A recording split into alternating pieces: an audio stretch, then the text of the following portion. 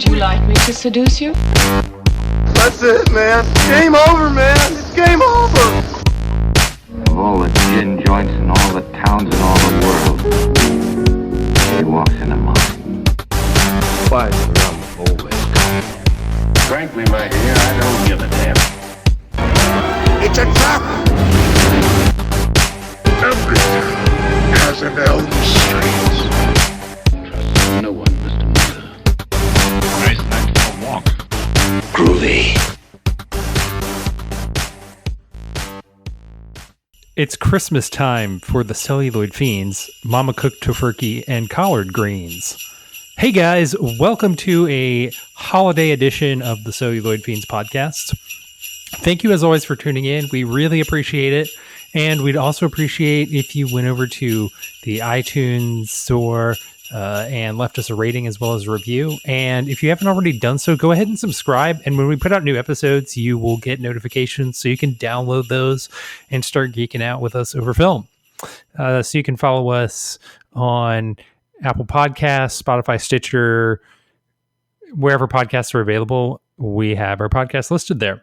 And you can follow us on social media at Celluloid Fiends on Facebook and Twitter, as well as Celluloid Fiends Pod on Instagram.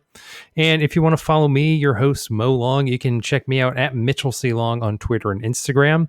You can read my writing on film at cupofmo.com, and I write about tech at techuplife.com. And I am joined by... Ho, ho, ho. Hey, Celluloid Fiends, it's Wes Clifton. I'm a writer, I'm a musician, and I am a matinee merrymaker. If you want to check me out on social media, you can find me on Instagram at Cliff Weston, and if you'd like to check out some of my fiction writing, you can do so at my website, which is wdclifton.wordpress.com. So what all have you been watching, and what have you picked up recently? Well, so I decided to embark on a watching project that took a lot of time because they're very long movies. With the recent, I don't know what to call it, I guess, reimagining of The Godfather Part 3, Francis Ford Coppola put out The Godfather Coda. It just actually came out this past Tuesday. I've mentioned it a couple times on the podcast, but I'm just a huge Godfather fan. I've always been a Godfather fan. I know lots of people are, but I've just always loved those movies so much. I have probably seen at least the first two.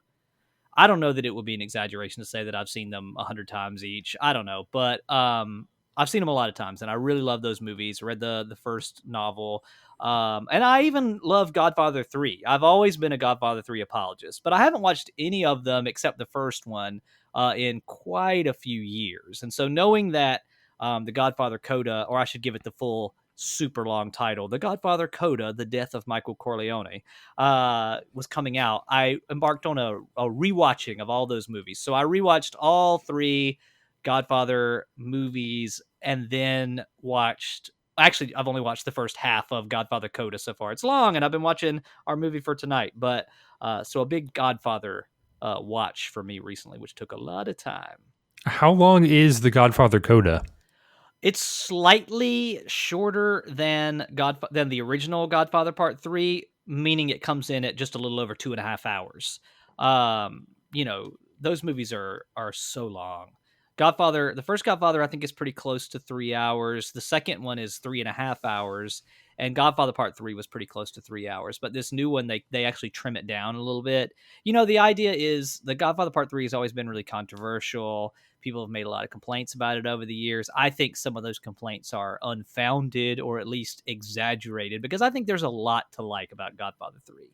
But this movie, he kind of like rearranged it. He kind of did some cuts and kind of changed the way the story is presented. Obviously, it's not, as far as I've been able to tell, there's no kind of like new footage. Part of me hoped secretly that they would like, here's something from the cutting room floor you've never seen before, but it's just more of a reorganizing, and he trimmed it down a little, so it comes in at about 2.5 hours.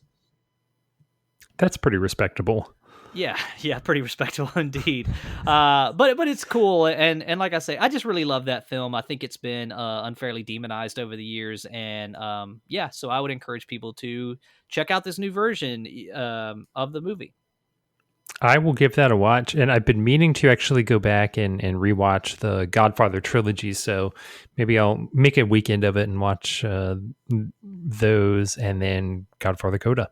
Yeah, man, I was just struck once again by how many times I've seen them, and I'm still picking up new things every time I watch them.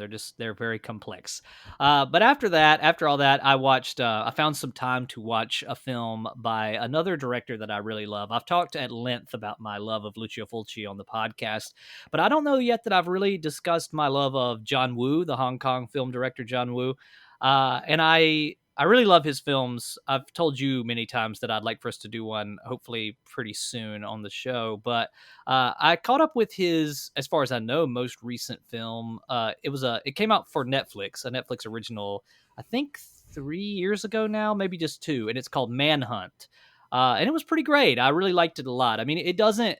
He kind of touted it as being a return to form to some of his earlier movies, like The Killer and Hard Boiled and stuff like that.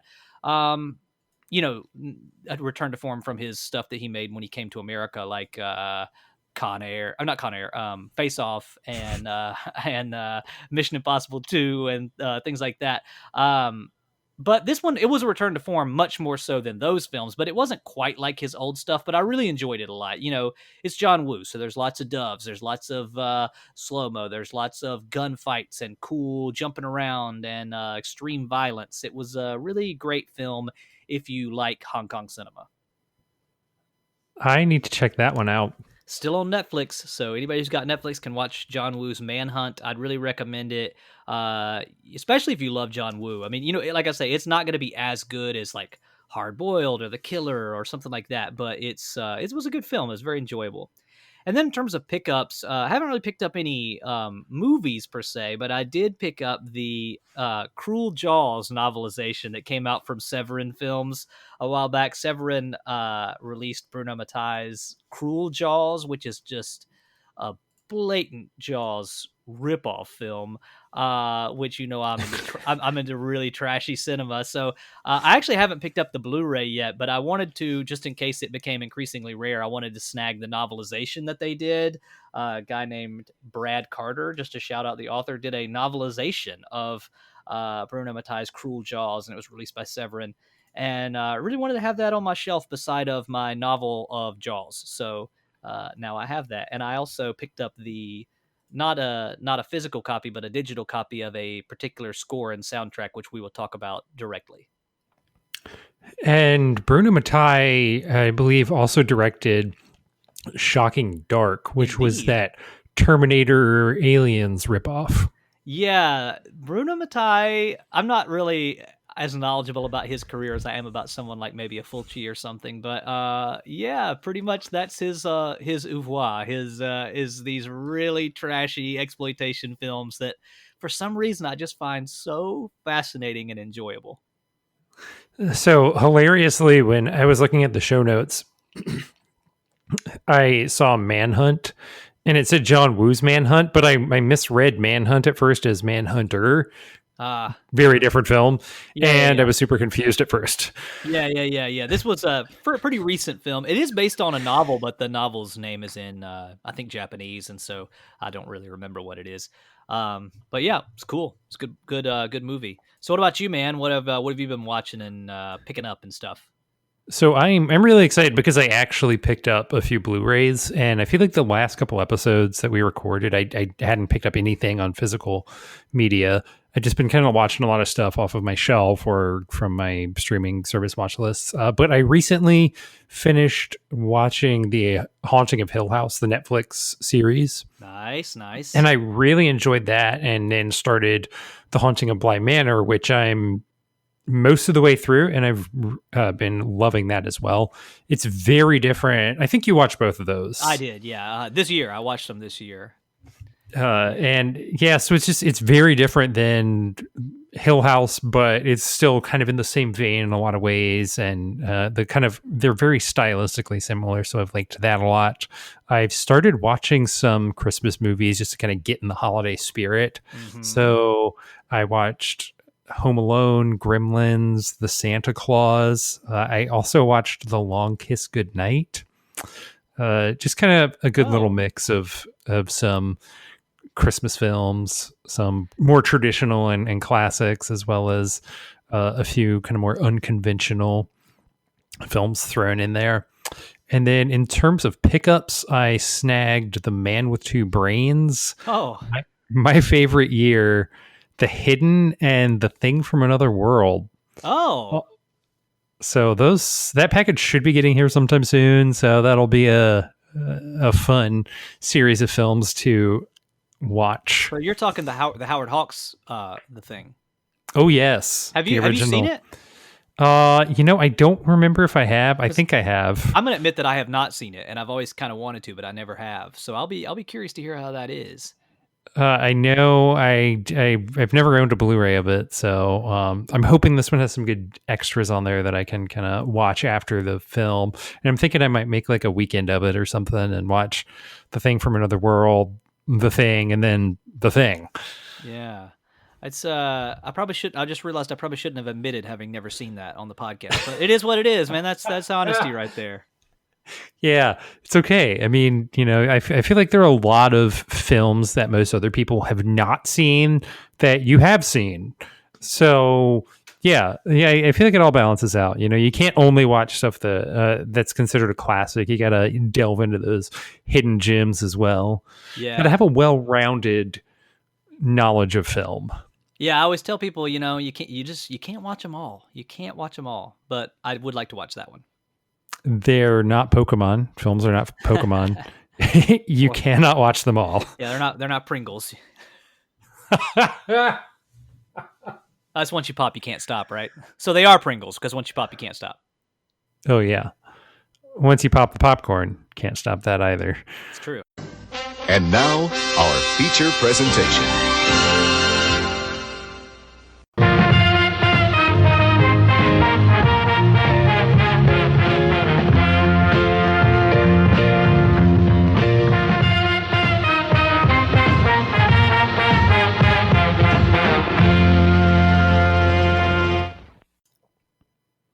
And tonight we are talking about the 1984 classic Silent Night, Deadly Night. So classic. Perhaps cult classic might be a better descriptor for this one. I would say so. But you know what? It is a classic nonetheless. Nonetheless. And speaking to its cult classic status, it has a 43% critic rating with a 39% audience score on Rotten Tomatoes. It had a budget of $750,000 and it made $2.5 million at the box office. Hey man, were you shocked that the critic rating was higher than the audience rating for this movie? I mean, neither were particularly high, but still.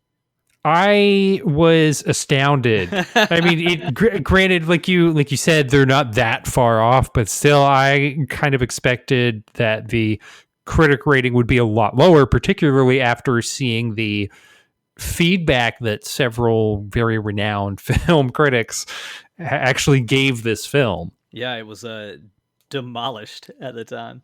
It was punished, you might say. So... Do you want to tell us what this film is actually about? Sure. And before we go any further, I will give a brief warning that if any parents are listening to this episode of The Celluloid Fiend, just to let you know, this episode is not appropriate for your tiny tots. So whether they've been naughty or nice, it's probably a good idea to send them to bed before we continue this episode. So you better watch out. You better not cry. Silent Night, Deadly Night is the heartwarming story of little Billy Chapman, who was traumatized as a child by his parents' Christmas Eve murder at the hands of a lunatic in a Santa suit. When grown-up Billy is forced to play jolly old Saint Nick as part of his job at the local toy store, he goes on a Yuletide rampage to punish all the naughty girls and boys. Santa Claus is coming to town. And this was a Wes pick, so what inspired you to pick Silent Night, Deadly Night? Oh, 'tis the season to be jolly. No, I feel like I wanted to talk about a holiday Christmas movie, but I kind of wanted to be true to my personality. And at first, I was thinking about one of the many action movies that I love that are set around Christmas, and I suggested possibly Lethal Weapon. But then we decided that Lethal Weapon could be talked about pretty much any time of the year; it'd still be good. But a movie like, say, Silent Night, Deadly Night really needs to be talked about at this time of year. So I wanted to pick something kind of offbeat, and also, we could have gone with something, a holiday horror classic like Black Christmas. But I wanted to pick something that maybe I wouldn't have to claim it was one of the great artistic creations of all time. I just wanted to go with something kind of schlocky and fun that I do enjoy and watch. If not every year, I watch it very frequently around the holidays. And so, yeah, we ended up with this masterpiece, Silent Night, Deadly Night. And how did you originally discover Silent Night, Deadly Night? Man, I don't remember. Like, I'm just a slasher movie fanatic, and I have been since undergrad. And so I'm sure I just stumbled across it when I was, researching the history of the slasher genre. It's a pretty notorious, infamous film. I will say that I think the first bit of footage that I had ever seen from this franchise, much like everyone else, was the infamous Garbage Day scene from Silent Night, Deadly Night Part 2. And I will say that I had seen Silent Night, Deadly Night Part 2 before I saw the original movie, because when I first moved to Raleigh, a friend of mine told me that a local theater was showing Silent Night, Deadly Night 2, and we went to see it. And and we'll talk about this a little later on. If anybody's seen the sequel, it basically rehashes about half the film is a rehash of the first film using recycled footage. So that was very confusing and disjointed, but I loved it because I love trash cinema. But so I saw that one first, and then I just tracked this one down. I wanted to add it to my holiday rotation, and I tracked down a Blu-ray copy of it, and I really loved it. And I'm really glad you picked this because I actually had not seen this before. This was my first watch. Although I was really confused because there's a different film, Christmas Evil, that for some reason I got that conflated with Silent Night, Deadly Night. And I'm just going to attribute it to the fact that both films have box art that features Santa on the cover with an axe. Yeah. So pretty similar box art. But I got about 10 minutes into the film and realized I have not seen this before, so I paused it and I did a quick Google search for the plot to what ended up being Christmas Evil, and it's like, oh, okay, that's the one I saw.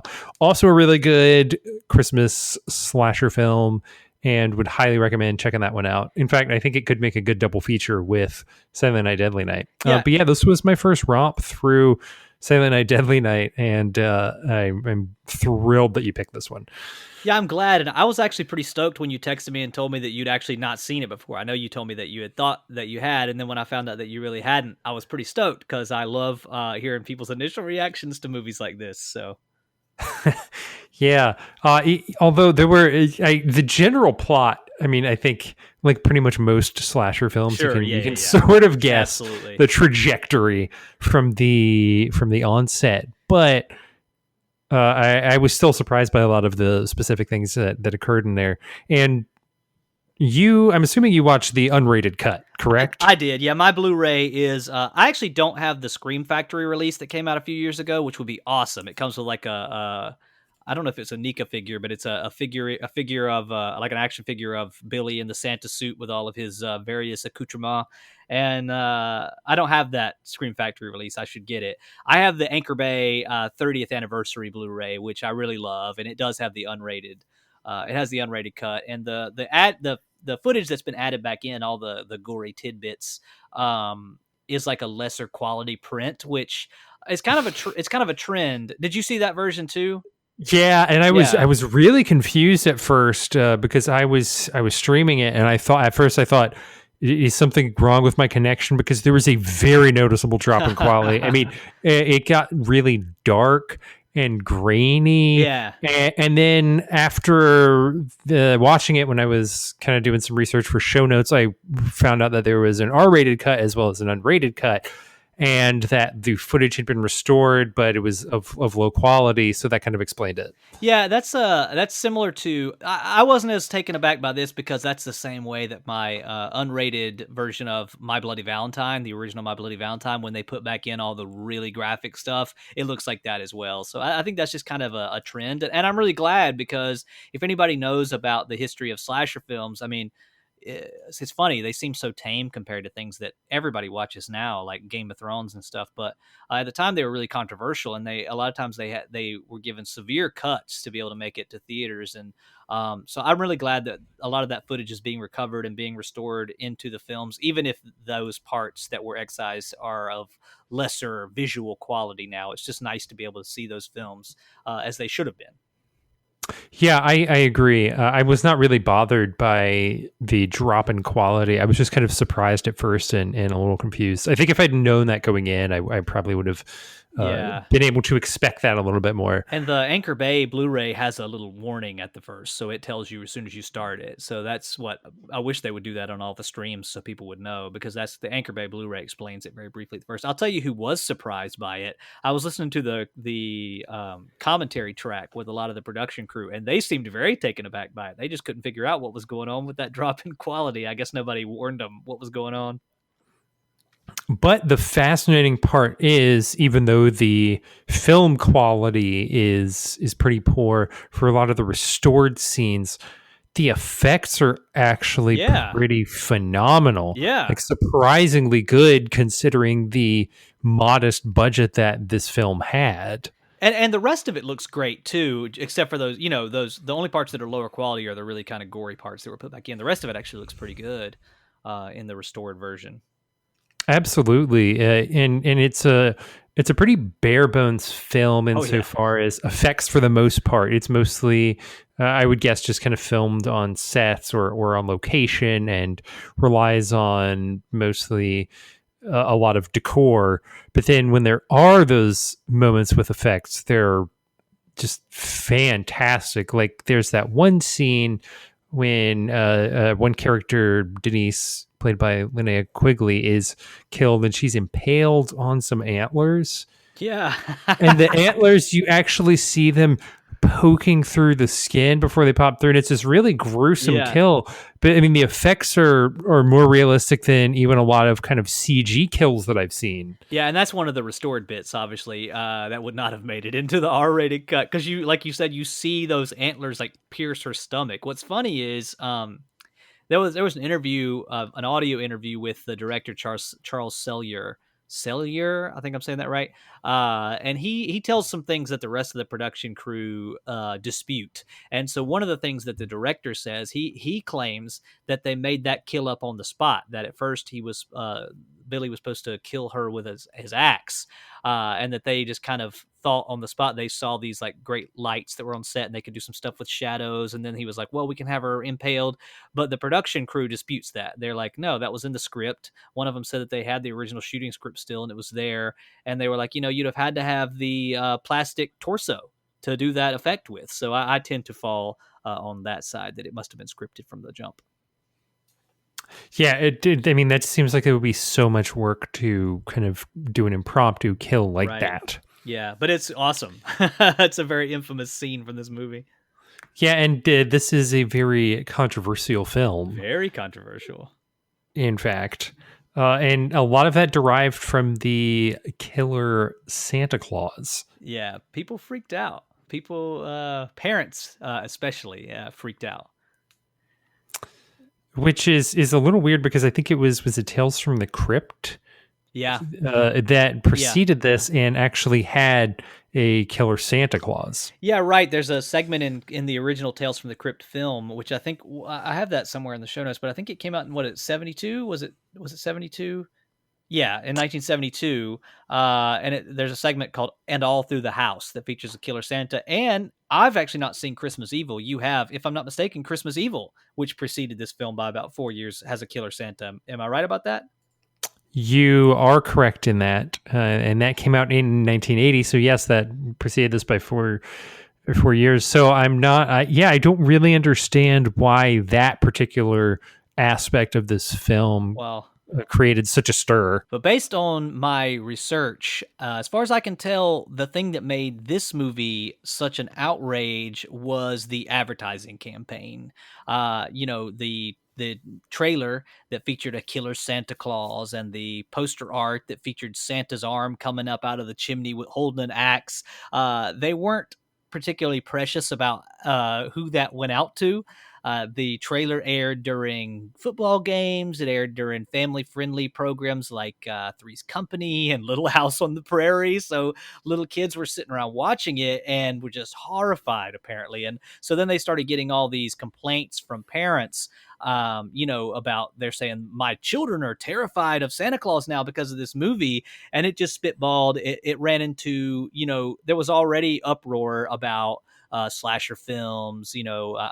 Even government officials at the time were starting to comment on the violence in motion pictures. And so I think it just the combination of the advertising campaign, which was not particularly well placed, or was it, ginned up all this controversy and just kind of met and joined in with the wave of anti-slasher sentiment that was already going on in certain quarters.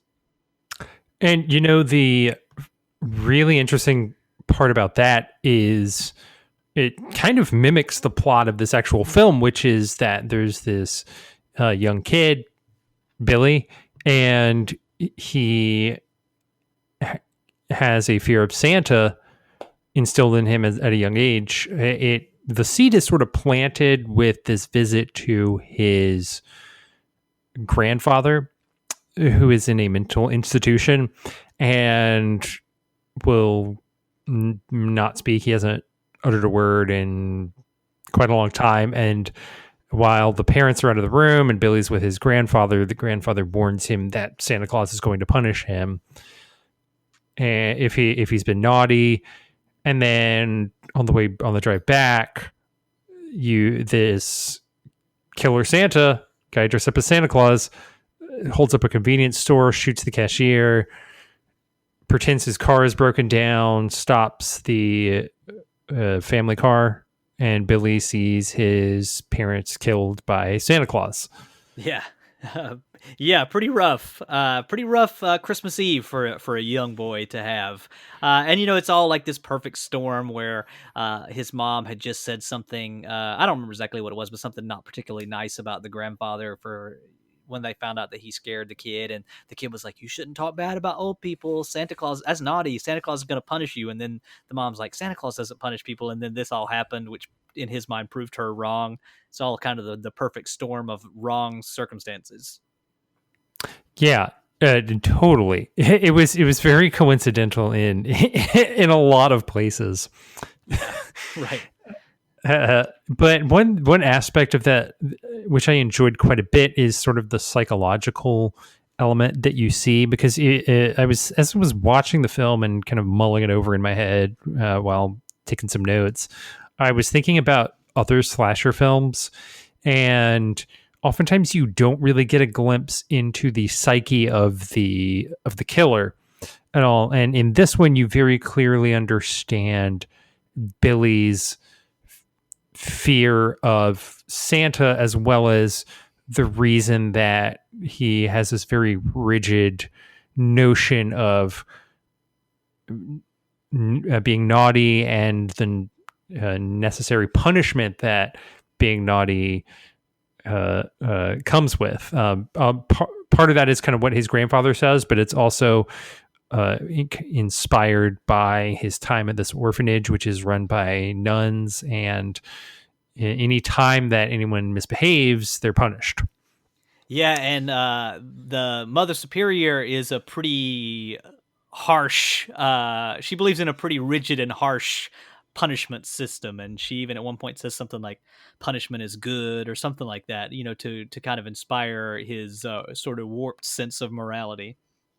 And as someone who went to Catholic school back in the day, I cannot fault Billy for being afraid of the nuns.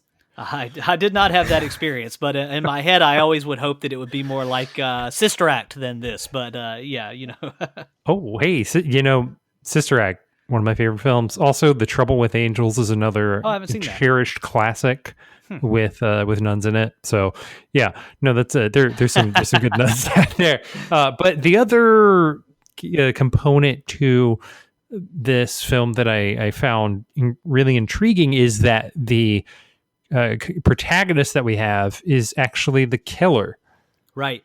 And you see the film unfold through Billy's eyes, and it was a very strange lens through which to view the events of the movie. Yeah, I didn't think about it like that until you said that. That's interesting. It kind of similar to He Walked by Night, which we talked about last time. Had a lot of focus on the bad guy as the protagonist, or anti-hero, as it were. Totally. And I did not feel this with He Walked by Night, but with Silent Night, Deadly Night, also has night in the title.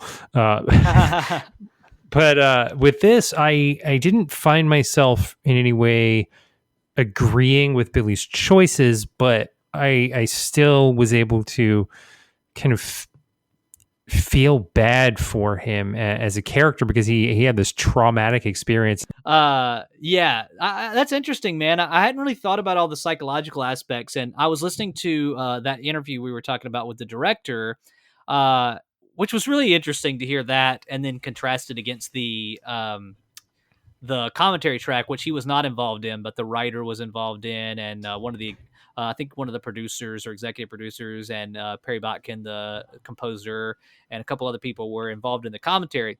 And the director of this film is one of those people who I think views himself more as an artiste, and is kind of ashamed that he ever did this film. Whereas the production crew on the commentary seemed to just be having a really good time and like kind of realize that it is what it is. It's a schlocky cult classic, and just kind of seem to be appreciating it for what it is. But yeah, he mentioned, the director mentioned, how he really wanted to focus on the psychological trauma, and how he wanted to portray, kind of like you said, you don't want to agree with his choices, but he wanted to portray like how this came about, what all these circumstances that came together to turn Billy into a psychopath.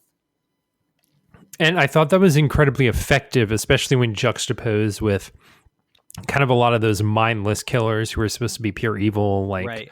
Like Michael Myers or Freddy Krueger, something like that. And so I thought that was a really wise choice that the film made. And I almost wondered if the kind of visit to the grandfather at the beginning was supposed to also maybe insinuate that mental illness kind of ran in the family. I wasn't really sure what to make of that. And the film doesn't explore that notion at all.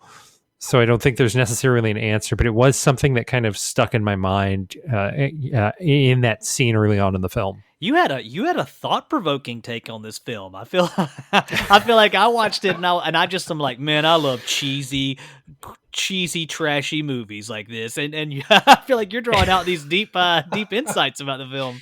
Yeah, I hadn't considered that before. But by the same measure, I'm glad you brought up just how kind of cheesy and fun it is, because I do ultimately think that's where this film does succeed. Like, it doesn't. Yeah. It is in no way a character study, even though it does have that kind of psychological aspect to it. It's in no way like a character study. It's mostly just kind of fun, creative slasher. Yeah, stuff. I was describing the film to you, and I said it's trash, but it's fun trash. You know what I mean? Like, it's a nice little piece of holiday cheer for people with macabre sense of humor like myself. Yeah, and I found this very humorous, and I'm kind of curious, did you think this was a black comedy, a dark comedy? So I don't know that I would go so far as to lump it into that category. I think the sequel definitely is. I think that the creators of this film definitely intended it to have humor, have dark humor scattered throughout. I mean, how could you not? I mean, there's just so many parts in it where you couldn't but think that it was meant to have a sort of devious and macabre humor behind it. I mean, it's a man in a Santa suit running around yelling "punish" and "naughty" and killing people. So yeah, I think it was definitely intended to have comedic elements, but I don't think this movie leaned. I don't think this movie leaned far enough into comedy to be listed as like a horror comedy or something. Whereas I think the sequel, probably you would want to list it that way. What about you? What did you think? I had a similar take on this, and I was almost a little taken aback by some of the humor that's peppered in there, especially after the opening, which is pretty grim. But yeah, some of the humor I think was just kind of unintentional, but there were also some very intentional humorous moments, including I think one of my favorite scenes was when Billy ends up getting this job in a department store, like a toy store, and he is forced into playing the role of Santa, which you can imagine how that goes. Yeah, right. And there's this little girl sitting on his lap, and she's clearly uncomfortable, like trying to square away. And he's like, "No, you need to be nice. If you're naughty, you're going to get punished." And she just kind of like freezes in terror, and then it pans to the who is presumably her mom, the little girl's mom, and she goes, "He is just so good with children." And I just started cracking up. I thought that was a brilliant moment, and that was that was definitely intended as humor. Oh yeah, and there was a lot of stuff that was intended as humor. You could tell throughout the film. In that scene, I always get distracted looking around the toy store at all the awesome '80s toys that are all around there. I noticed like a Krull board game and like all these vintage Halloween masks and all kinds of awesome toys, all kinds of Star Wars stuff. So it's always a little distracting for my wandering eyes in that scene. That was one of my favorite segments, the kind of part where Billy is working in the toy store, Irish Toys, and because of how vibrant that set was and seeing all those toys in there, which are toys that, actually like existed. Oh, yeah. And it really kind of anchored the film in a specific era. And it was just kind of very vibrant. All the toys on the shelves, coupled with the Christmas decorations, like an animatronic Santa and kind of those big the big bulbs hanging around, and the music, which we can talk about a little later. But like the song that plays during that kind of toy store montage is called "The Warm Side of the Door," and it was written for the film. And it sounds like you would think it was just a traditional '80s, hear it on the radio Christmas song. It just has this warm, bright feeling. I just think the music in this movie is so great, but we can talk about that in more detail later. But I think that adds a lot to the scene. That montage was riotously funny. Yes. I don't know if it was intended to be Who knows? Comedic, but there's this kind of bright, cheery Christmas music playing, and it's this montage of Billy working in the store and seeming so normal, and like he really has his shit together. And there are even moments where one of the stockroom employees is offering to give Billy some sort of alcoholic beverage, and Billy turns it down and takes a sip out of his milk carton. And I was just laughing so hard because A, it was a little cheesy and all these tropes, but B, you knew the entire reason this was in the film was as a setup for him to just absolutely snap. Yeah, and I also love that during that, the only kind of like, as far as I can remember, the only nod to his mental problems is they unfurl this like Christmas banner and it has Santa Claus on it, and they're all looking at it and smiling, and Billy's smiling, and then he sees Santa and his face just like drops when he sees Santa. Just it's that brief moment. So I thought that montage was really well done. Yeah, I thought that was brilliant. And actually, one thing that I wrote down during that sequence, which ended up being true, was a lot of the film just seems like a setup. Oh yeah, for sure. What do you think about that? I think it's actually one of my complaints about this film, and the commentary track the production crew commented on as well. I think the first of this film, while I don't know what I would have cut out, if anything, I think it does kind of drag a little bit. Like it takes a long time to get into the slashery goodness after the initial, parent murder and stuff. It takes a really long time to get into the slashery parts. Yeah, so I thought it dragged a little bit as well. I didn't and it is one of my few minor quibbles with this film. I I don't think it dragged to the point where I was about to doze off or just shut it off or Oh, no, anything. no. But I felt like maybe a little bit could have been shaved off the first third to the first half Right. to kind of get into the action a little bit, because it definitely felt like, all right, this is just it setting it up. Okay, we're setting it up. But then the finale, I think you get a big payoff. Yeah, for sure. And of course, if you would have cut it down, I mean, even the unrated longer cut of this film is only 85 minutes long. So if you'd have cut it down too much, I mean, you're not even looking at a feature length film anymore. So yeah, I don't know what could have been done about that, but it does drag a little bit in the early parts. But like you said, not terribly bad. And even when it is dragging a little bit, there's character development being done and backstory being laid down, which sounds crazy to say about Silent Night, Deadly Night, but they're setting things up. Yeah, no, it was some good setup. The only thing I can maybe think to improve it would be potentially shaving some off the front half and then kind of extending the slasher Yeah, sequences at the end. agreed. Either just elongating one of those scenes, or even just adding another. Or having a chase. Most slasher movies have a chase scene at some point in them, and unless I'm wrong, this movie didn't. I don't remember a chase scene really. So I mean, they could have added something like that in to give it, take some more time, but be in the slasher portion of the film. Yeah, no, you're right. There was no chase scene, so it kind of Yeah. broke from convention a little bit. Now, you mentioned the music some, and I want to touch on that, because something that I was really surprised to find out was that a lot of the score was actually improvised. Oh, I don't know that I knew that.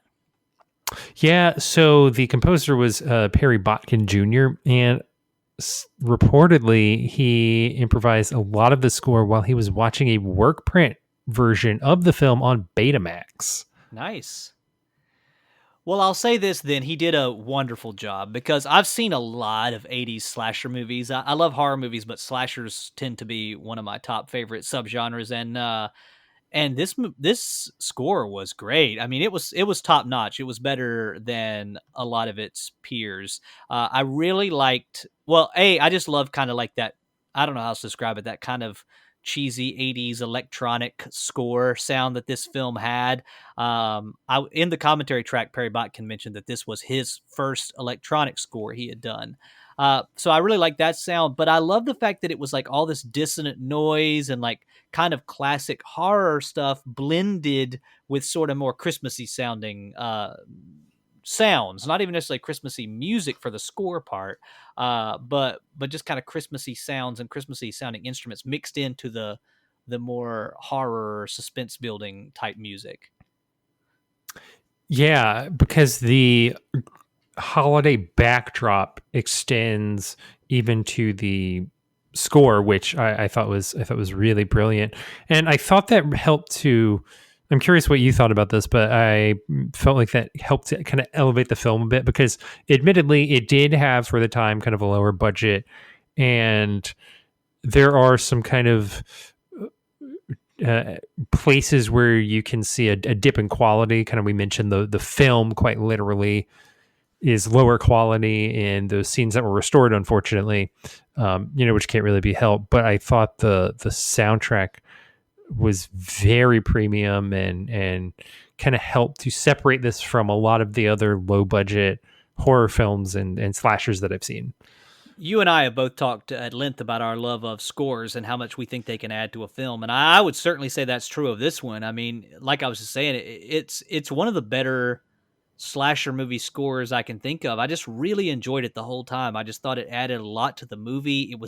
It added tension when it needed to add tension. It even maybe added some levity when it needed to add levity. It was just a great score that really fit the feel of this movie. Totally. And then the songs which were written for the film by Morgan Ames You mentioned The Warm Side of the Door, and there's also Santa's Watching. I loved both of those because I felt like there was a nice juxtaposition between kind of some of the more bleak elements of the film and kind of the jolly, happy music that was playing in the background. I've gotten so into movie music this year that maybe that's the reason why this was the first time that I really paid a lot of attention to the music in this film. I've seen it several times, but I really noticed the music on this watch. And Morgan Ames' songs made my season. They made I went to iTunes and downloaded, that's what I was saying earlier, a digital copy of this. I downloaded a digital copy of the score and soundtrack. It came together, and just those songs that were written, Morgan Ames wrote for this film, were so good. Like you said, they really sound like classic holiday fare that you would hear on the radio. But if you listen to especially some of them, there's this like subtle creepiness to them, especially Santa's Watching, Santa's Watching, Santa's Creeping, Now You're Nodding, Now You're Sleeping.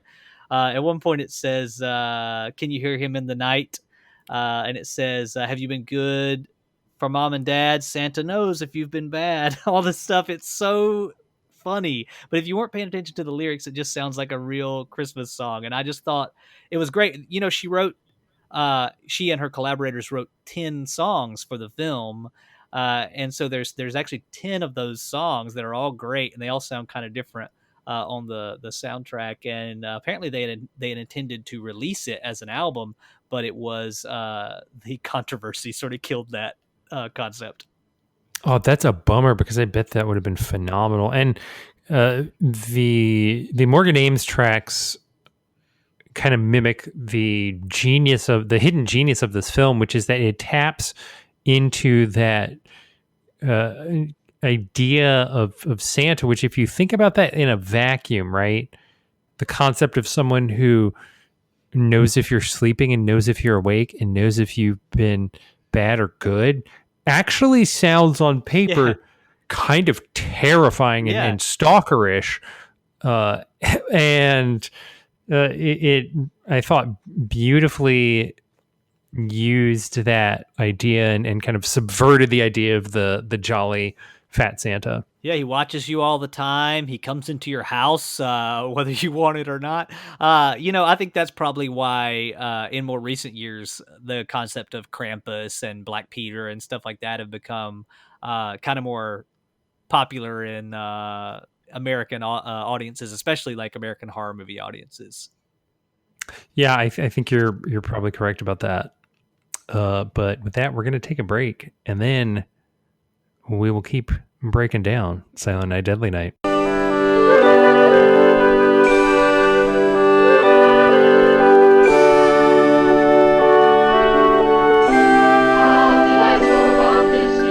"'Twas the night before Christmas, when all through the house not a creature was stirring, not even a mouse.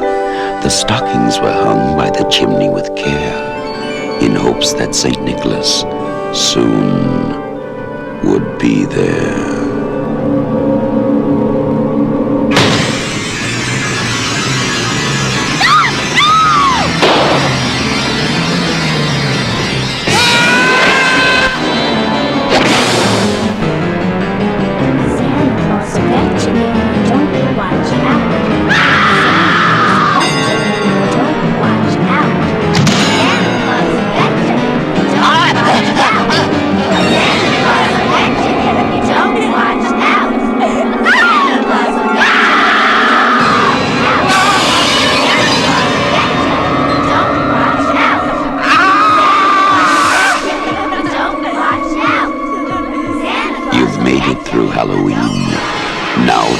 Survive Christmas, Silent Night, Deadly Night.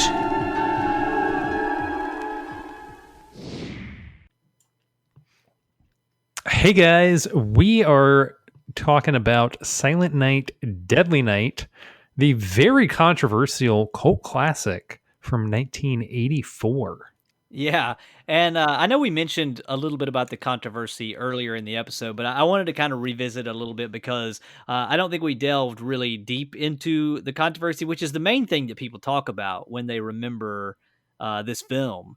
And so the movie was released by TriStar Pictures on November 9th, 1984.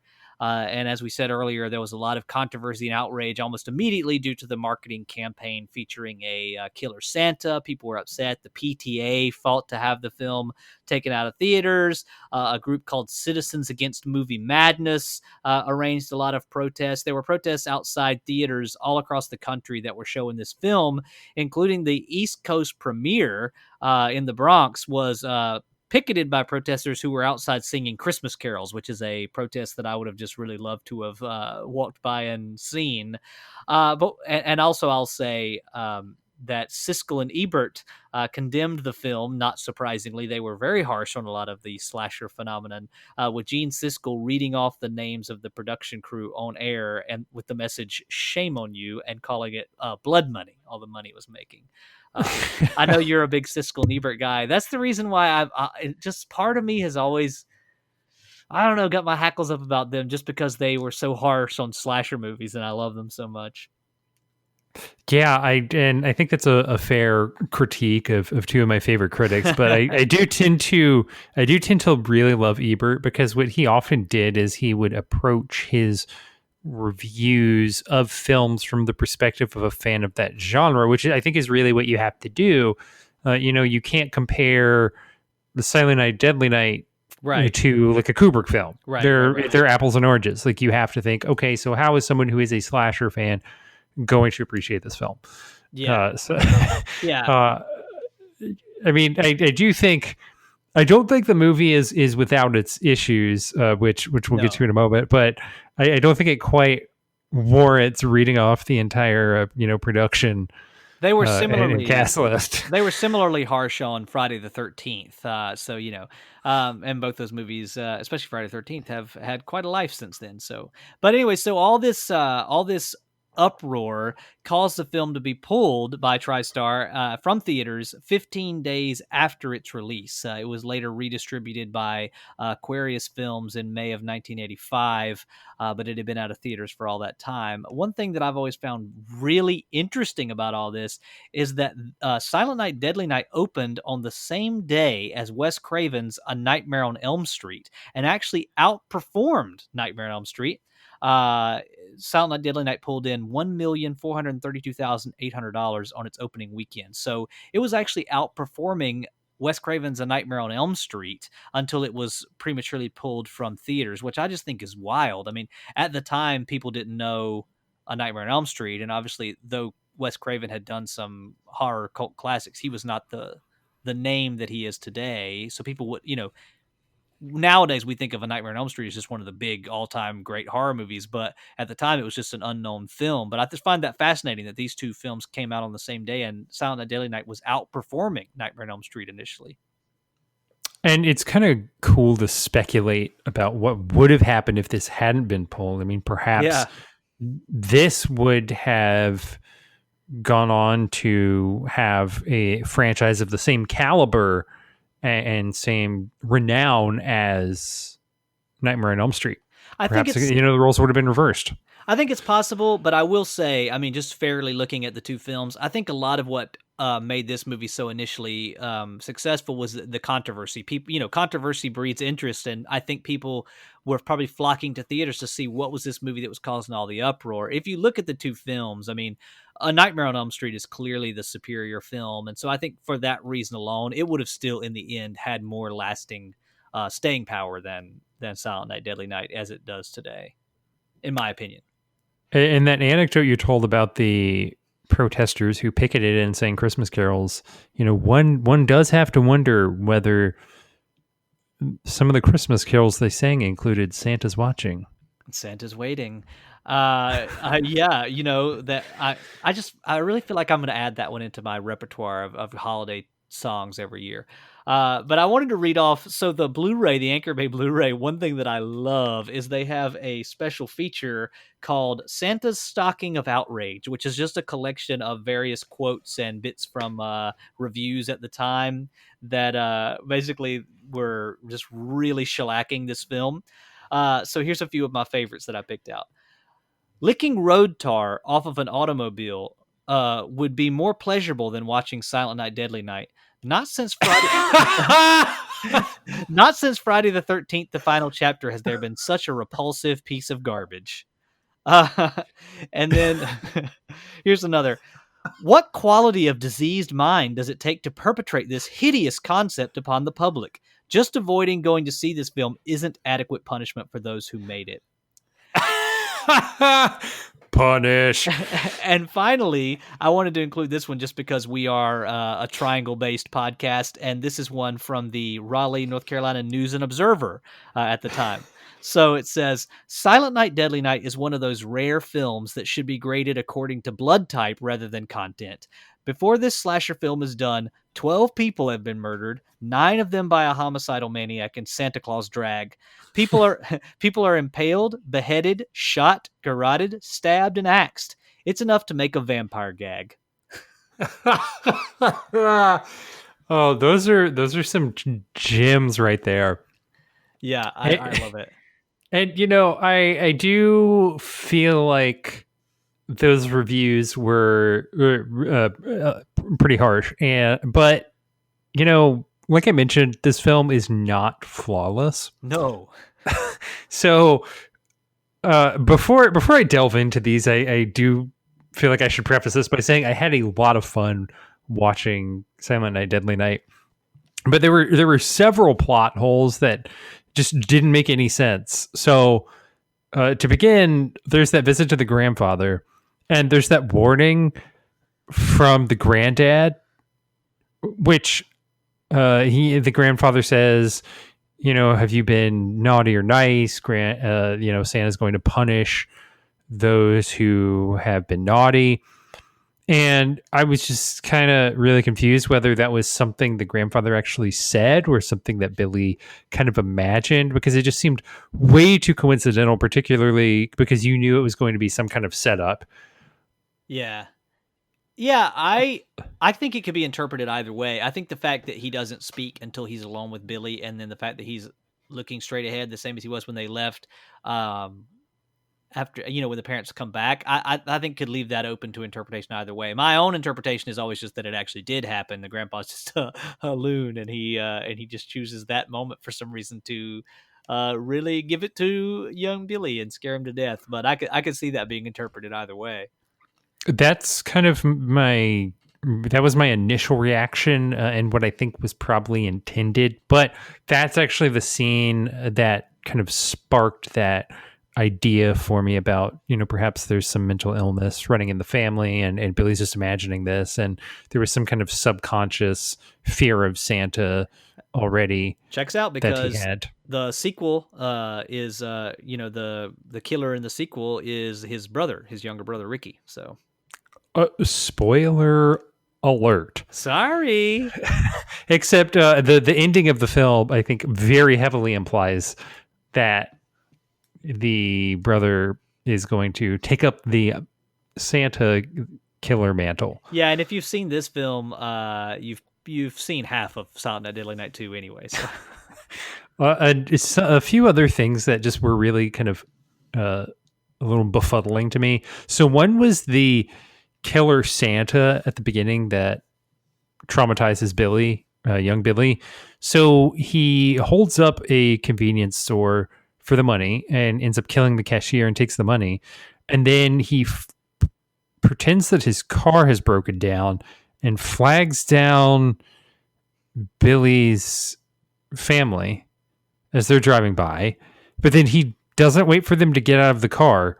He just pulls a gun, and Billy's dad tries to drive away. And then he kills the dad, and he tries to rape the mom and then ends up killing her. And I was just really confused, like, what this guy's motivation was, because initially it kind of seemed like he was pulling off a string of robberies or something. And then I was like, I don't know what his logic is with the, when the family rolls up. Like, he doesn't wait for them to get out of the car. He doesn't try to get in their car. He just like pulls a gun while they're still in the car and capable of driving away. Yeah, I think for that one, I mean, I really think there isn't a lot of logic to it. I think for that one, really his motivation is just bloodlust, right? I think if you really wanted to give him some kind of motivation, I would say probably that he's a person who just doesn't care. He's at the end of his rope, doesn't care about using violence. He wanted to stick up that store, but when the store owner tried to resist, he just killed him because he doesn't have any qualms about it. And I think maybe a similar situation is going on with the parents and when he kills them, because I think my interpretation was that his initial intention was to steal their car. Like, he had the gun because he was going to steal their car. Maybe his car really did break down. I don't know. And he was going to steal their car. But when the dad tried to drive away, once again, he doesn't mind killing people, and he just kind of rampaged. Okay. I think the bloodlust explanation is that's pretty satisfactory to me. That being said, how does he not find Billy when he goes looking for him, and Billy is really clumsily hidden in that brush beside the road? I mean, that seems almost impossible that he wouldn't have found Billy. I kept waiting. I didn't remember, and I kept waiting for like him to get hit by a car in front of Billy or something. But I was like, how did he not find Billy? I was confused how Billy and his baby brother made it out of that alive. Yeah, actually. Exactly. I mean, you would think that's why I just kept waiting on like a cop to show up and kill that guy and take them home, or, somebody to hit him and then the Santa Claus and then be like, oh no. And when he got out to investigate, find the two children. I mean, something like that had to have happened, but it's not shown. No, it just kind of cuts away from that. And then it's a few years in the future and Billy's at the orphanage. So then a couple other things that were a little confusing. One was like the whole scene with Pamela and Andy, two of Billy's co-workers at the toy store.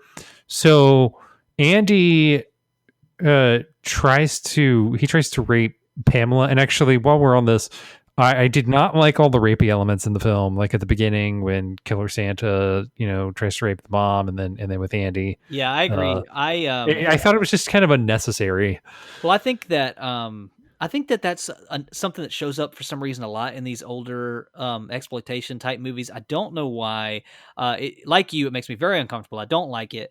But I will say one thing I was glad about with this film is that neither actually turned into an actual rape scene, thankfully, which just thankfully, that's it. It still doesn't make them comfortable to watch, but I was just very thankful for that. I agree. I was glad that neither of those actually proceeded any further. So I was really kind of befuddled after this moment. So Billy stops Andy from trying to rape Pamela and kills Andy, but then Pamela's really mad that Billy killed Andy, and I couldn't figure out what was going on. Like, maybe she was just in shock, or what. But I was just kind of a little confused by her reaction, since Billy kind of saved her. Billy did save her. My take on that one is, I mean, she probably is in shock. She's probably traumatized, and also then you see your sweet, kind-natured coworker Billy, who's been nothing but kind this whole time, come in a Santa suit, use a string of Christmas lights as a garrote, lift homeboy up off the ground by like 3 feet and strangle him to death with a string of Christmas lights, and then turn around to her. I mean, let's be fair. She's had a rough night. The Christmas light string kill was one of my favorite kills in the film, because I was kind of hoping there would be a few more of those, and there were kind of in the third act, like a few more kind of kills with kind of seasonal objects. Yeah, that would have been cool, like a sharpened peppermint stick or something, a candy cane. I don't know why I called it a peppermint stick, but it's something like that. Yeah, I think there was some potential to have a few more of those down the line. One plot point that was a little bonkers to me was so after Billy ends up killing Andy and then Pamela, and he kills the store owner as well. He kills everyone who works in the store, but after that, he shows up at just this random house Yeah. where these two people, there's this couple, Denise and Tommy, and they're getting down on a pool table, and Billy just kind of shows up and kills both of them. I guess punishes them for being naughty, because there is that scene when he's little and he's at the orphanage and he's looking through a keyhole and he sees these two teenagers having sex, and Mother Superior explains that they were being naughty and they need to be punished.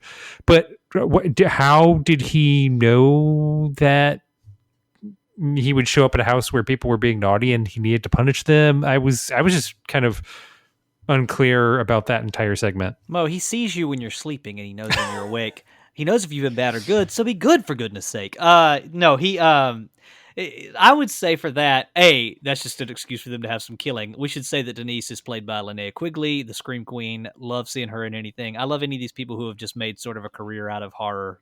The horror community embraces that, and I love it. But so I think that this scene was interesting because it's sort of like takes to heart and is an extension of what really started in slasher movies as an accidental trend, which was the bad kids being punished by the killer, right? Like movies like Scream sort of presented that as a rule of slasher movies, that if you were bad, you were killed, which really, John Carpenter said about Halloween, that wasn't really his intention. Friday the 13th kind of leaned into it a little more intentionally, but that just kind of became a thing with slasher movies. And this movie obviously is as an extension of that, whereas he's set out to punish people being bad. I don't know how he would have known people were being bad in the house. I would assume, if I had to guess, that when she hears the sleigh bells, which are from his outfit, maybe he's looking in a window or something, even though I kind of get the impression that they're down in a basement when they're going to town on each other. But maybe he's looking in through a window or something. I also think that this is another place where they could have extended the movie a little bit, because I think if he would have went to another house and done some other kills, you could have kind of assumed that he had just entered this neighborhood and was going from house to house and kind of looking in the window and seeing if anybody was being naughty. That interestingly is kind of what I thought would happen next. I figured maybe he would kind of go on a rampage in the neighborhood, but then he ends up in the woods, and there's this scene where there are these two kids sledding, and it's deep in the woods. It seems to be late at night, and it's Christmas Eve, so I'm not entirely sure why the kids were kind of sledding in the remote woods. And then two older bullies show up, and they somehow know that the sledders will be there, and they take the sleds. And then Billy ends up punishing the bullies. And there's actually a really, this was one of my favorite kills as well, but Billy ends up decapitating one of the bullies. And you find this out because he's sledding down the hill, and you see the head just topple off of the body as the sled gets to the bottom of the hill. Yeah, call me a sicko, but that's actually my favorite kill in the movie. I don't know why. I just love, he's sliding down the hill. He's a jerk anyway. We already hate him because he's like stolen this sled from these kids, and he's coming down the hill, and Billy just jumps out of nowhere. Like you said, they seem to be deep in the woods. Billy jumps out and says, "Naughty," and just chops his head off with the axe, which I think may be the first actual axe murder in the film, even though he's carrying that axe the whole time. And chops his head off with that axe, and then the sled comes down, and this headless corpse, which actually looks really good, is on the sled, and his friend is just horrified, and then the head just comes rolling down the hill after it. It's my favorite kill, which, like I say, call me a sicko, but that part was, like you say, it doesn't make a ton of sense. The kids were out there because, in their words, they found this hill with virgin snow out there. Of course, why were they out there in the middle of the night on Christmas Eve? But then, like you say, how did the bullies find them out there? How did Billy find them out there? Who knows? Yeah, but I mean, I kind of like you. I really loved that kill because it was the kind of thing where you knew that something was going to happen. You knew Billy was going to bring about their demise in some capacity, but I thought the reveal was really creative, the way that you just kind of see the sled coming down and then the head tumbles. I thought that was a very clever unveiling. And I also liked it because, kind of like I mentioned with the Christmas light kill, I was hoping there would be kind of some more kind of Christmassy Yeah. murders throughout the end, and I thought that one was I'll lump that in there. It was a seasonal slaying. Yeah. It was sled killing, sure. Yeah. The initial name of this film, the shooting title was Sleigh Ride, Slay. I almost wish they'd gone with that. I kind of do, but I actually really like the title Silent Night, Deadly Night. I mean, there have been, and we can talk in a minute, there have been other holiday slashers. In 1972, there was a holiday slasher called Silent Night, Bloody Night. And actually, apparently, Black Christmas was at one point, they considered the title Silent Night, Evil Night. So it wasn't exactly the first time that a play on that had been used, but I actually really like the title a lot. Yeah, and so with regards to holiday themed horror movies, there are actually quite a few killer Santa flicks. Oh yeah, for sure. Yeah, definitely. Which is crazy to think about. We've mentioned a few of them already. We've mentioned the Tales from the Crypt segment from the 1972 film And All Through the House. That actually was redone later for the Tales from the Crypt television series. And then also you mentioned that you had seen Christmas Evil, 1980. And just doing research, here's one I haven't heard of before, but another one that came out in 1980 was called To All a Good Night. And then actually one that's crazy that I saw a few years ago was Santa's Sleigh, once again Slay, starring Bill Goldberg of wrestling fame, who is a killer Santa that goes on a rampage. That one was pretty crazy. Oh, that actually sounds like a lot of fun. It is pretty fun. It's like really, really cheesy. I have it on DVD, but I bought it from Blockbuster. I used to work at Blockbuster, and I bought it when they were selling a used copy, and it's pretty scratched up. It doesn't play very well, but that movie, I haven't seen it in a while, but it was pretty cheesy and fun. And that's something that I think we both know as kind of big cinephiles, and we both love a lot of genres, including the horror genre, but I don't think that a lot of kind of casual viewers are as familiar with the non-Halloween horror films. Yeah, I think it's something. I think that in the early days of the slasher film, holiday-based slashers were kind of all the rage due to the popularity of Halloween. And I think nowadays, that's not really a thing. And so maybe people who aren't into sort of golden age slasher films might not be aware of that. Yeah. I mean, just thinking about kind of winter and Christmas themed ones, there's like, you just listed a bunch of killer Santa flicks, but outside of those, there's stuff like Jack Frost, which was very infamous because a lot of unfortunate parents rented the horror movie Jack Frost as opposed to the family-friendly kids film Jack Frost. I think that was probably a very common mistake made. I can imagine. So yeah, there are quite a few, and then even outside of Christmas, there's some really good holiday horror movies. Yeah, for sure. I mean, like I say, that was a big trend for people trying to kind of capitalize on the success of Halloween, which had been so successful when it came out. So why don't we kind of talk about some of those non-Halloween holiday horror movies? I love this because, like you just said, I'm super into that. So a while back, I decided that I wanted to find a horror film or slasher film. I'm good with either one, but I was really looking for slasher films for each holiday of the year, which is, you can pretty much track one down for almost every holiday. I've seen some for Easter, but I've never found one that I really like for Easter that I can think of.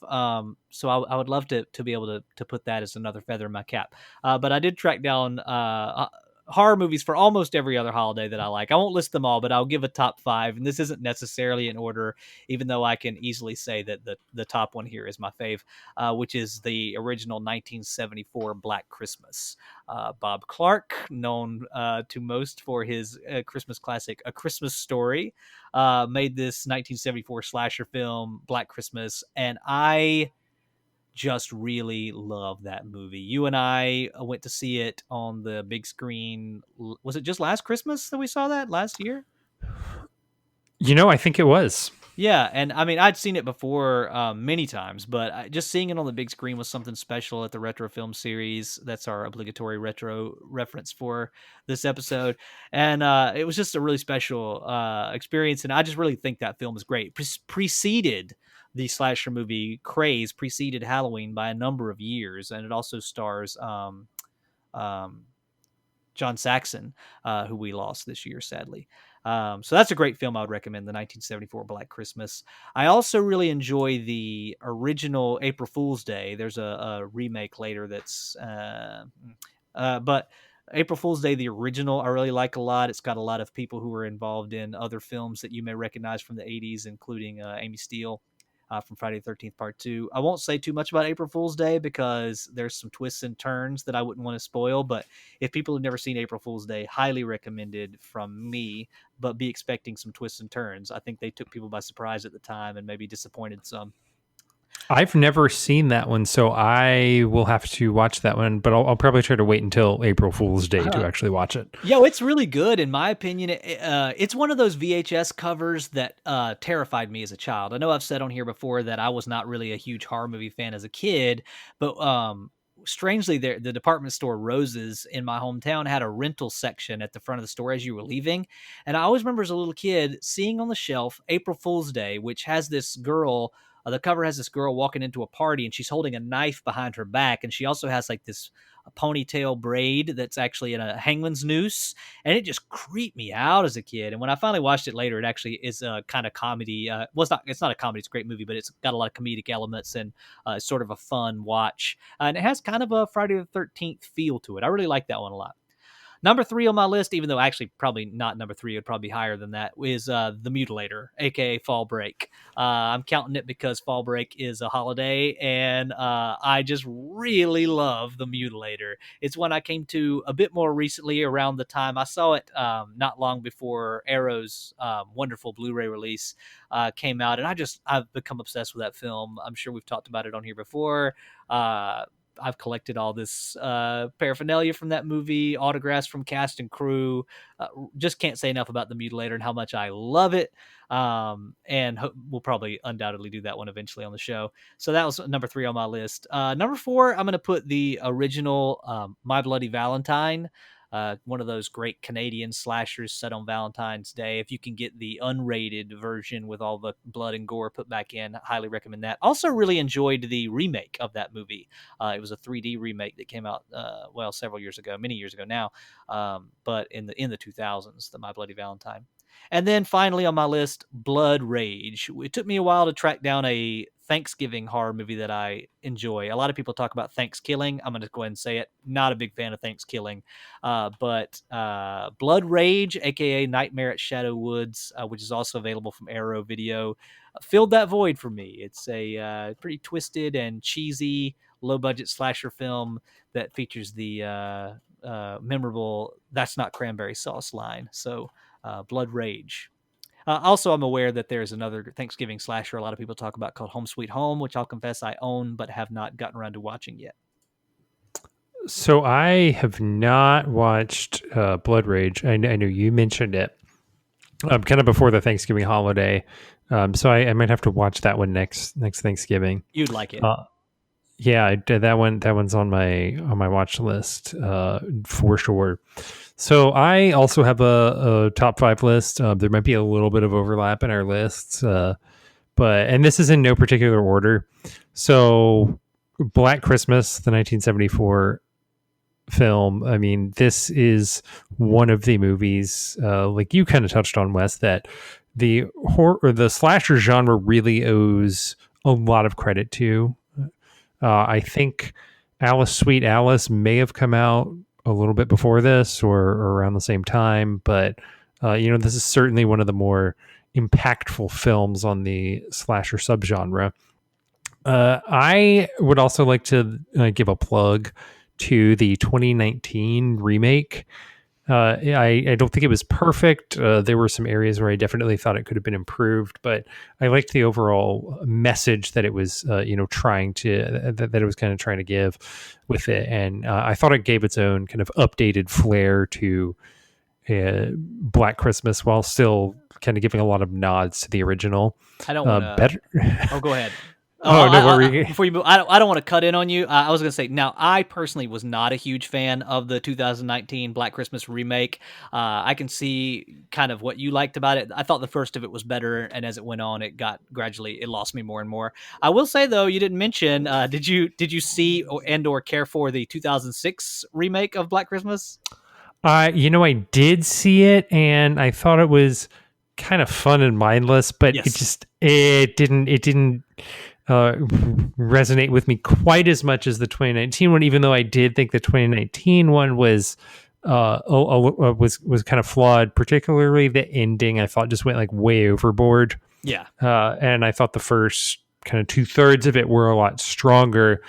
And then I thought it went kind of off the deep end. Even though I understood, but I think what helps me to appreciate is I understood what they were trying to get across in that point. I loved Better Watch Out, which was another kind of more recent. That was a kind of a more recent film. It's kind of a horror thriller, and it has some decent twists along the way. Gremlins. This one I would count as a horror film. It's got a lot of kind of dark comedy and some horror moments in there. And it's just a really fun film. That's one I actually rewatched a couple weeks back. I'm going to throw The Lodge on there as well. That was I think 2019 film, and it definitely had kind of a The Shining vibe to it, and was super psychological. And then I gotta put The Mutilator on there. I saw that you in the show notes that you listed it as a one of your favorites, and I was like, you know what? All right, if that counts as a holiday pick, I'm gonna have to put that on there because Fall Break's a holiday. Yeah, it counts. And that's just one. Like, both of us are big The Mutilator evangelists. It's very near and dear to our heart. Yes. And I won't speak for you, but I'll say for me, it's a lot because of the fact that it's just kind of this campy, fun, low budget horror film. But also, it was shot in North Carolina, and it had a cast and crew of a bunch of locals, and being a North Carolina native, I just kind of love the history behind this film. I also love, the history behind the film. Exactly. I also love that The Mutilator is a labor of love. Like, if you find out anything about Buddy Cooper, who's a very accessible guy, he's come to so many of the screenings that I've been to, including one that I went to, hosted by our friend Kenny, for his on-set cinema that took place at the Beach House, which was amazing for a super fan like myself. But Buddy Cooper was there. He's the director, and it's just such a labor of love to hear him and the rest of the people who worked on the film talk about it. I love that. But yeah, could go on about The Mutilator for hours, so I won't do that. We'll have to devote an entire episode to that. I love that.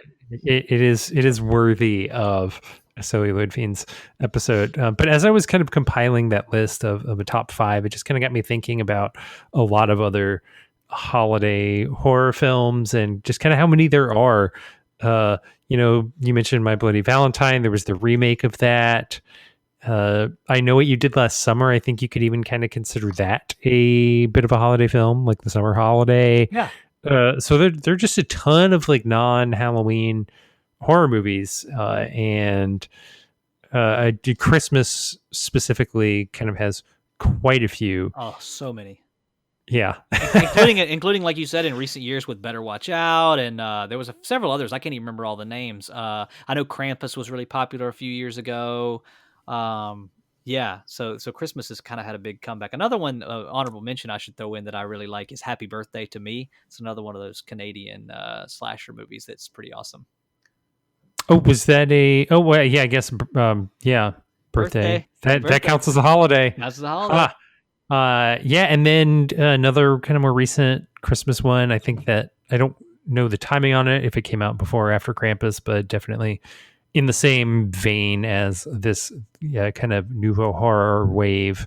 of having holiday horror movies, but it was called All Through the House. And it just was cracking me up looking through that list of specifically Christmas ones and noting how many were the title was like a line from a Christmas song or a riff on a Christmas lyric. Yeah, for sure. It was quite funny. Even I even think Midsummer, you could count that as a holiday. Yeah, I think that one could count as a holiday horror movie as well. Yeah, I can see that. Hey, here's a question, and if you don't know, don't worry because I already said I don't know. Can you think of a good Easter horror movie? Not off the top of my head. No. I'm sure there probably is one. I know they exist. Like I have some, to be honest, but I'm not going to call them out because I've never seen one that I really like, to be honest. So I don't want to call any of the ones out that I can think of that say I didn't like them. But if people who listen have Easter horror movie suggestions, shout them out on our social media. I would love to add a good Easter horror movie to my movie watching, and good can be interpreted loosely. Yeah. So I did a quick Google search for Easter horror movies, and there are quite a lot. It turns out including Easter Bunny Kill Kill and Bunny the Killer Thing, but Critters 2, the main course, is also listed. Oh, okay. And yeah, I'm not sure why I don't remember that being said at Easter or anything. I've never seen any of the Critters films, so I couldn't speak to that. Oh, okay. Hold up. So, according to this brief synopsis, I think it just says something about a horde of monsters attacks a town after their eggs get mistaken for Easter eggs. Okay. All right, sure. And a man dressed up as the Easter Bunny gets devoured. Nice. So you know what? Critters 2, the main course, might be a good one. This one is not specifically Easter, but Jesus Christ Vampire Hunter. Okay. That one could be a good Easter-ish horror film. I've never seen that one. Whenever you say the title of it, I always get it confused in my head with Captain Kronos, Vampire Hunter from Hammer Films. Very different movies. But Jesus Christ Vampire Hunters, that's a good one. It's exactly what you think it is. So why don't we rate Silent Night, Deadly Night? Sounds good. So, yeah, I struggled a little bit. I say that every time, but with how to rate this one, this movie, as you said earlier, it's definitely a flawed film. When you were talking about the flaws, but how you still enjoyed it, that's the best way I can think to describe it is this movie's trash, but it's fun trash, and I really enjoy it. I think that it is, in a lot of ways, a pretty run-of-the-mill slasher movie. It was obviously made at a time when slashers could be produced on the cheap and make tons of money, as can be seen by the relatively low budget and relatively high box office of this film. It has some really unique elements. As we've said, it wasn't the first Killer Santa movie, but it kind of like launched that idea to a new plane. I think that the score and soundtrack, the work from Perry Botkin and Morgan Ames, really elevates this film. I think a sense of knowing exactly what it is and what they're making kind of adds a sense of macabre fun to this movie. It's one that's in my holiday rotation that I watch pretty regularly. It's no Black Christmas, but it's a lot of fun. And for that reason, I'm going to give it a 3.5 on a scale of 0 to 5. It's a 3.5 for me. Interestingly, I'm also going 3.5. Yeah, I don't think it's a perfect film, but it's a really fun watch, and it does have I think some kind of thought-provoking themes in there, whether those are intentional or not. And it just kind of seems like anyone who was involved with this was having a jolly good time. And there seems to be kind of a sense of self-awareness that kind of pervades throughout. There are some kind of issues with some pretty gaping plot holes, and there are also some technical issues, kind of like we mentioned about some of the restored scenes. The film quality was pretty bad. It was just like super dark and grainy. But I think a lot of the technical elements outside of that, like the score and the soundtrack being phenomenal, and the effects being shockingly good, really help this to be a much better film than you would kind of expect going in necessarily. So yeah, I this was my first watch, but I think I might add this to my nice list to watch every Christmas. Oh yeah. It's on my naughty list to watch every Christmas, but I check it twice. So I will say, also, this movie started a franchise. There are four or maybe five. I can't remember right now. Films in the franchise. Actually, I think there are five. And then there's a remake that came out a few years ago. Real quickly, I'll throw in one of my couldn't fit it anywhere else, so why not throw it in at the end, bits of trivia, which is I just wanted to say, since Silent Night, Deadly Night 2 recycles so much of this movie that who knows if we'll ever do an episode dedicated to it, that it's interesting that the star of Silent Night, Deadly Night 2, who plays the younger brother Ricky, a guy named Eric Freeman, is a native of Raleigh, North Carolina, which is where I'm sitting as we're recording this. So I just wanted to say that because I find that very interesting. Apparently he kind of dropped off the grid for a few years and they couldn't find him for commentary tracks and stuff, but recently resurfaced in recent years and has attended some screenings and things like that, which is great to hear. That is a very fun fact. Yes, indeed.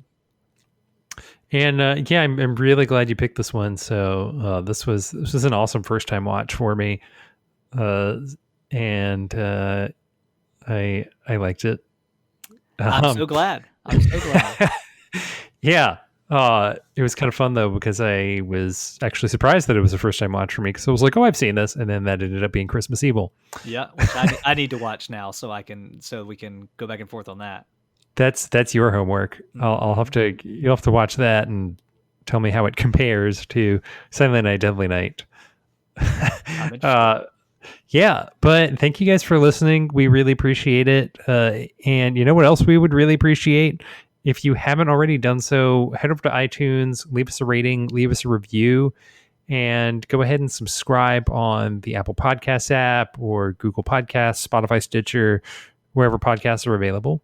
And you can follow us at Celluloid Fiends on Facebook and Twitter, as well as Celluloid Fiends Pod on Instagram. And we've been doing a lot of the picks, but you know what we would love is to hear kind of what you guys want us to review. We keep it genre agnostic. Our only rule is that it has to be at least 10 years old. But apart from that, it's fair game. We want to hear what you guys think of some of the movies we're watching. We want to hear what movies you want us to watch. So send us some fan picks. If you want to follow me, you can check me out at Mitchell C. Long on Twitter and Instagram. And you can read my writing on film at cupofmo.com. And I write about tech at techuplife.com. And this is Wes Clifton signing out for the evening. I will just kind of going along with what Mo just said. We love doing those fan picks. I know we've got, I think about 3 more that are on our list right now to do that we'll, hopefully be interspersing here and there. But yeah, send us your fan picks. We'd love to hear those. Also, reach out on social media and tell us your favorite holiday horror movies. And especially if you have a good Easter one, let us know. I'm very intrigued. But yeah, so this is Wes Clifton. You can always find me on social media at Cliff Weston. And if you want to check out some of my fiction writing, I'd love that. It's on my website. Well, you can find out more about it on my website, wdclifton.wordpress.com. And remember, be kind, rewind. Ho, ho, ho, ho.